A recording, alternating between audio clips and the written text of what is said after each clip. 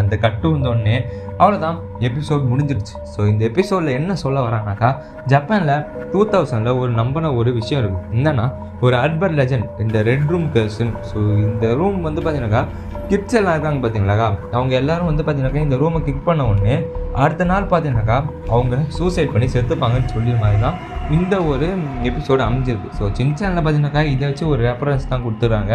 நம்ம சின்சான் அந்த ரூம்குள்ளே போயிட்டான். அந்த ரூம்குள்ளே போன உடனே அவனோட நோட் வந்து பார்த்தீங்கன்னாக்கா கடைசி பேஜை திருப்பி நம்ம சின்சான் காட்டுறாங்க. அவன் கண்ணு பிளாக் கலரில் இருக்குது, வாயிலேருந்து ரெட் கலரில் வந்து கலர் ட்ரிப்பிங் ஆகிற மாதிரி காட்டிடுறாங்க. ஸோ இதை வச்சு புரிஞ்சு வேண்டியது என்னன்னாக்கா, நம்ம சின்சானும் ஒரு சூசைட் பண்ணிக்கிட்டான்னு சொல்லி இந்த எபிசோடில் சொல்ல வராங்க. ஸோ சின்சானோட ரெஃபரன்ஸ் பார்த்தீங்கன்னாக்கா அவங்க பேரண்ட்ஸ் எல்லாமே வந்து பார்த்தீங்கன்னா கம்ப்ளைண்ட் பண்ணிக்கிறாங்க.